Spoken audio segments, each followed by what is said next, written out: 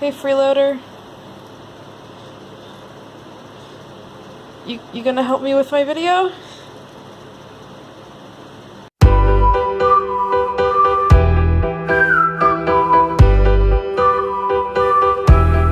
Hola mi gente, and welcome back to my channel, and today we are going to be doing the Cemetery Boys reading tag created by the wonderful Adri from Perpetual Pages. I will be linking their original video plus where you can find them down below. Thank you so much to MoonBooks for suggesting that I do this tag, and let's jump in. If you don't know anything about the Cemetery Boys reading tag, first I suggest that you go and see Audrey's video. They did a fantastic job creating this tag, but the questions are based on the three main characters as well as objects of importance within the story. So the first question is based on Adri, an underhyped book that exceeded your expectations. So for this one, I'm going to go with We Set the Dark on Fire. I haven't heard a lot of people talk about this book, and I absolutely loved it. It came out last year, and honestly, it's one of my favorite books, and I really liked the duology very much. I fell in love with Danny and Carmen and their dynamic, and honestly, love it. The next one is based on Julian, a book that doesn't stick to one genre, and for this one I'm going to go, I would hazard to say that most books don't necessarily stick to exactly one genre, but for this one I'm going to go with the Locked Tomb trilogy. I only have Harrow the Ninth with me, but the first book is Gideon the Ninth, which I highly recommend if you're interested in lesbian necromancers in space. This series, I would say, straddles the line between fantasy and sci-fi. It does have more sci-fi elements to it, but there is a lot of fantasy elements in it as well. The next question is based on Maritza, a book that helped you or got you through a tough time. And for this one, I'm going to do a cop-out answer and say Cemetery Boys. It has been one of the brightest moments of this year, and it really did help me get through a bit. So now we're getting into the prompts based on moments / objects of importance within the story. So this one is Quince's, your favorite coming of age story. I don't read a lot of what would necessarily be considered coming of age stories, but for this one I'm going to go with The Poet X. I really enjoyed seeing Xiomara come into her own as the story progresses. The next one is Dia de Muertos, a backless book you wish you could bring back and hype up again. For this one I'm going with Ash by Melinda Lowe. It is generally one of my favorite books of all time. This is, I love this book. It is a queer retelling of Cinderella. I love it so much. I don't see it in the second book in this series, Huntress, get as much love as her adaptations series. So, Pan de Muerto, a story you wish you could give or offer to your loved ones.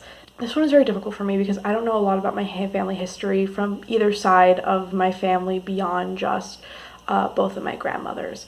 I don't know what story I could or should give them.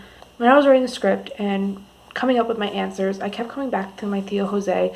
He is my mother's brother, and he passed away long before I was born. And I always would wonder, like, would he like me? Would he be proud of me? I don't know much about him, but I do know a few things, like that he and my Tia Maria were very close, that he liked Monopoly and forced my mom to stay up all night to play with him a few times, and that he really liked the Hulk from the Marvel comics. So if I had to offer a story, I think I would want to give him specifically the Miles Morales stories, like from the comics. I think he really would have liked seeing Miles' adventures, and I wish that this was something we could have shared. Tether, a book you feel the most connected to.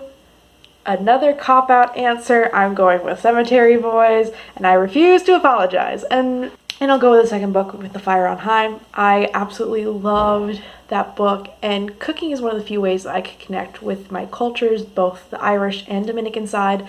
So I really appreciated and absolutely love the importance of food in this book, both as a personal experience and a communal one, because while I do love cooking, I prefer it when I can share it with the people I love. portaje, a book that was passed on to you. So for this one, I am going with the Kane Chronicles as well as the Heroes of Olympus series. I only brought the Kane Chronicles with me, but both sets of books were gifts from my cousin Cleo, who is more like my sister, let's be real. She would read the books first, and then I would get them as Christmas and birthday presents. I wouldn't necessarily get her old copies, but she would be like, oh yeah, Andi would like this, and then boom, I had a ton of books. The only ones that she did not purchase for me were the Serpent Shadow, because I owned an e-copy version of that, and when it first came out, and I recently bought a physical copy of it, and the Mark of Athena because I pre-ordered it because it came out just after my birthday, and I wasn't about to wait till Christmas to read that book. The next question is Wet Binder. Name a book that you're stuck on. For this one, I'm going with Aristotle and Dante Discover the Secrets of the Universe. This is one of my favorite books, and it's generally a yearly reread for me. I love the story, I love the characters. I feel like this book is one of those that I always recommend people when they want to get into queer fiction.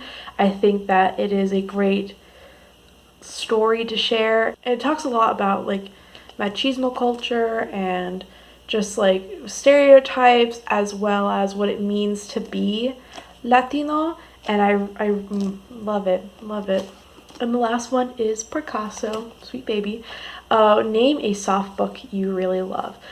I am not really into like fluffy things. I'm more of a like angst, action kind of person, but I will indulge myself every once in a while and read some fluffy fiction.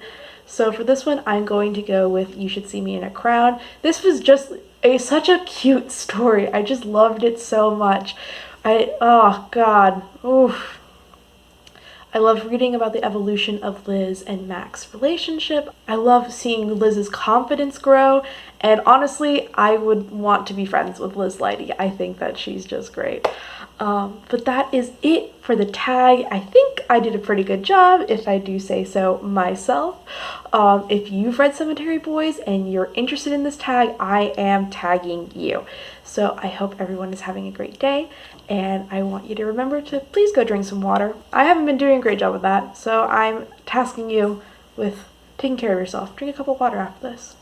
And until next time, adios mi gente.